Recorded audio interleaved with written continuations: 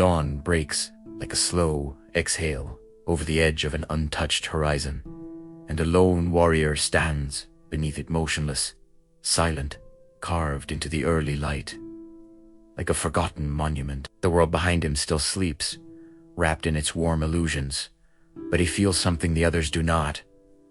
A subtle pull, a whisper, the faint echo of a path only he can walk, in this thin sliver of morning, where breath becomes the only companion. He understands the truth. Most men spend their entire lives fleeing. No one can step into his shadow and carry his destiny for him. Every man eventually arrives at a crossroads, though most pretend they never see it. A moment where guidance loses its relevance, and voices fall mute, and all the familiar hands that once shaped him disappear into fog. It is here where comfort withdraws and certainty dissolves that a man must decide whether he will continue begging the world for direction, or walk forward with nothing but the weight of his own spirit. You recognize this crossroads. Somewhere inside you, the day it appeared still burns. That quiet moment when you realized no mentor, no friend, no lover, no tribe could take the next step for you. Ancient warriors sought solitude deliberately. They walked into forests, mountains, deserts anywhere. The world's noise could not follow. But modern men hide from silence, drowning in validation, in connection, in constant digital noise that smothers the soul. They believe being surrounded means being supported, unaware that too many voices become a fog thick enough to blur one's own face. But solitude is not punishment. It is purification. It strips away illusions, pretenses, borrowed identities. It cuts you open with the precision of a blade, not to wound you, but to reveal you. There is a moment, always hidden in the quiet, where you feel the haunting truth. Walking alone is the only way to meet the man you were meant to be. There is no escort into transformation. Only the path and your footsteps, only the silence, and what it shows you. Companionship, in the beginning, feels like armor. It protects you, shields you, surrounds you with the comfort of being understood. But armor, when worn too long, becomes heavy, restrictive. A cage made of expectations. You start walking not as yourself, but as the version others have come to rely on. At some point you feel it, the drag, the suffocation, the weight that bends your spine until your own desires become whispers beneath the clamor of external voices. The world speaks through the mouths of many, but their words echo inside your skull long after their faces are gone. They tell you who to be, how to act, what to chase, what to fear. You begin carrying people's opinions like stones in a pack that was meant only for yourself. And slowly, your steps become foreign. Your life becomes something performed rather than lived. This is the quiet tragedy of companionship unexamined. The man who forgets his own rhythm because he is marching to the drumbeat of someone else's doubts. Musashi understood this weight. He walked away from schools, from masters, from the comfort of crowds, not because he rejected others, but because he needed to hear his own blade sing. In solitude, he found the unfiltered truth of his nature. In silence, his movements became his own again. No applause, no critics, no borrowed armor. Modern men face a different battlefield, one of groupthink, social pressure, unending validation addiction. They measure their worth by reactions instead of results. They follow the majority because standing alone feels like betrayal. But walking alone, that is where clarity hides. When the expectations fall away, a man feels something he has forgotten. His own pulse, steady and uncorrupted. Solitude pulls the unnecessary weight off your shoulders like a merciful hand. And suddenly, you can breathe again. Not as who others want you to be, but as who you truly are. A man whose steps belong to him once more. A man moving lightly, because he carries only his spirit and nothing else. The first true silence is rarely peaceful. It is a battlefield. When the world's noise fades and the distractions crumble, the mind begins to reveal its hidden legions. Doubts rise like shadows stretching in the dark. Regrets crawl out from the corners where you buried them. Dreams you neglected return not as inspiration, but as accusations. And fears the ones you thought you outran stand at the edge of your consciousness, waiting to confront you in the raw light of solitude. This is the trial every warrior must face when he steps away from the crowd. The trial no one speaks about because it is fought in a realm without witnesses. Musashi wrote of this silently. He knew the sting of sitting alone with his own contradictions, his flaws, his uncertainty. He understood that the enemy outside is never as terrifying as the enemy within. Modern men fear this internal confrontation even more. They build their lives around avoidance music, always playing, screens always glowing, conversations never ending. They fill their hours until there is no space left for reflection. Because deep down, they know the moment the noise stops, the soul becomes unbearably loud. There comes a night, always, when solitude feels like a tightening noose, when every uncomfortable truth you've avoided stands before you. This moment is the threshold, the point where most men turn back to distraction, running into the arms of noise as if it were salvation. But the warrior stays. Even as weakness screams, he stays. Even as old demons rise, he does not flee, because he understands something critically. You abandon the silence. You abandon yourself. This is the secret few dare to embrace. The discomfort you feel in solitude is not a sign of failure, but a sign of transformation. You are shedding layers. You are extracting the rot. You are confronting the ghosts that have shaped you in the shadows. And in that stillness, when your breathing steadies and your spirit stops trembling, another presence emerges, the shadow. Your shadow. The part of you that has watched your entire life from behind your actions. The part that is neither enemy nor friend, but teacher. When no one stands beside you, your shadow becomes your teacher. And in its silent instruction, you begin to realize that the pain of solitude is not a punishment. It is the beginning of mastery. There is a certain sound a blade makes when sharpened in solitude. A low whisper, a steady scrape almost, like the breathing of a man who has stopped pretending. A warrior stands alone.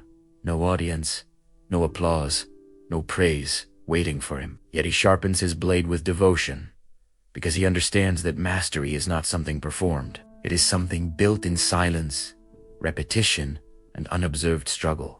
This is the turning point in every man's journey. The shift from seeking acknowledgement to seeking truth. You begin life performing, trying to be seen as strong, competent, worthy. But at some point, you grow tired of the theater. You feel the hollowness of accomplishments designed to impress rather than fulfill. And in that exhaustion, you find a new hunger, not for validation, but for depth. Ancient warriors trained away from the eyes of others because they knew applause distorts the spirit. Praise can become chains. Witnesses can become mirrors that reflect everything except who you really are. Strength grows in places where no hand can reach to congratulate you. Discipline becomes a private religion, one that reshapes a man in the darkness before it ever shows in the light. Today, men perform endlessly.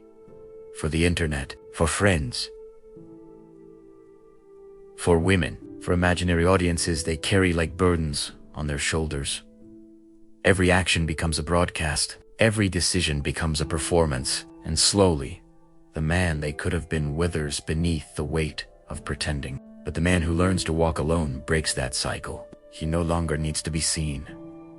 His work becomes sacred because it belongs only to him. His discipline becomes his backbone, unshakable and silent. He does not need witnesses to validate his worth, because he has seen himself in the private hours when no one else is watching. He has earned his own respect. To become this man is to regain your sovereignty. You learn to trust your own judgment because you have built your life without needing the world's permission. You begin to feel a calm that others cannot disrupt, because you know who you are when all masks fall away. This is the essence of walking alone. To cultivate a strength untouched by praise, untouched by judgment, untouched by anything except your own relentless pursuit of mastery. There is a discipline to solitude that few ever discover. It is not accidental. It is not a phase. It is a ritual. Steady, deliberate, sacred. A lone warrior rises before the sun, not because he seeks recognition, but because dawn is the hour when the world has not yet touched him. In that untouched space, breath becomes prayer. Stretch becomes awakening. Steel becomes memory. Silence becomes fuel. Musashi lived this ritual. He trained alone with such devotion that even the air around him seemed to sharpen. Morning after morning, he shaped himself when no one was watching. Not for fame, not for fear, but because the path demands it. Solitude was his forge. Each day heated his spirit. Each repetition hammered him into something cleaner, harder, more aligned. Today, men forget the power of these unseen rituals. They wait for motivation, for inspiration, for someone to push them. Their routines live and die by the attention of others. If no one witnesses their effort, the effort dissolves. This is the tragedy of external dependence. The man becomes a slave to moments instead of a master of habits. But a lone warrior answers only to himself. He becomes his own commander. His discipline is not lauded. He's meticulous. He returns to the same movements, the same practices, the same rituals, because he knows greatness is not a single moment of effort, but the accumulation of thousands of unseen hours. In solitude, you begin to understand that routines are not cages, they are freedom. They stabilize the mind. They anchor the spirit. They create a rhythm strong enough to carry you through storms. When you walk alone, your rituals become relationships. Your breath becomes your companion. Your goals become your silent brothers. Your discipline becomes the guardian that never abandons you. There is a mystery hidden inside these private hours, a pattern break in the fabric of daily life. When you spend enough mornings alone, you begin to feel a shift. The world loses its power to shake you. Distractions become quieter. Desires lose their grip. Fear no longer dictates your direction. You start to sense something ancient rising inside you, something that feels like the echo of warriors long gone. Solitude becomes nourishment, not exile. You stop craving noise. You stop needing approval. You stop fearing the emptiness, because you realize the emptiness was never empty. It was simply space waiting for you to fill it with intention. This is the discipline of the lone warrior, to build a life in which the quiet hours shape you more deeply than the loud ones ever could. There comes a moment in a man's life when he stands at the edge of a decision and feels the invisible chains tightening around his wrists. Chains forged from opinions, expectations, judgments, fear. The world has a way of teaching men to ask for permission to move, to change, to grow, to step into the unknown. But a warrior knows that waiting for approval is the slowest form of death. Musashi walked into duels with a terrifying calm, not because he was fearless, but because he had nothing inside him that sought the crowd's acceptance. He didn't ask if his path was correct. He didn't look around for reassurance. The truth of his skill was all that mattered. This is the essence of independencer. Validation comes from your preparation, not from the voices outside you. Every modern man carries an invisible chain. Some chains are forged from childhood expectations, others from society's silent rules. Some are built from the weight of imagined opinions, people who aren't even watching, shaping decisions that should have belonged to you alone. But the moment you begin walking alone, something shifts. You stop seeking permission and start seeking truth. You stop waiting and start moving. You stop hesitating and start cutting through your doubts like a blade through reeds. Independence is not rebellion. It is clarity. It is seeing your path without the smudged fingerprints of outsiders. The world becomes wider when you stop asking for approval. Wild, yes. Uncertain, yes. But clearer. Because finally, the direction comes from within, not from the trembling fear of disappointing others. You step into your own authority, and in that silence, hesitation dies. Modern men often wait for signs. They wait for confidence. They wait for the perfect moment. But a lone warrior understands that the world does not hand out permission slips for transformation. You must seize them yourself. And once you do once, the chain breaks you. Feel a strength rise that you did not know you possessed. A strength that whispers, move, decide, act. Not because the world agrees, but because you finally trust the man standing inside your own shadow. There is a turning point in the solitary path. At first, you fight the silence. Then you endure it. Then you survive it. But eventually, something unexpected happens. The loneliness softens, and the quiet becomes familiar. The silence you once feared begins to feel like a presence standing beside you, not an absence haunting your steps. This is the moment when solitude transforms into inner brotherhood. A man who walks alone long enough begins to hear his own voice with clarity, not the voice shaped by society, not the echo of old criticisms, but the grounded voice that emerges when illusions fall away.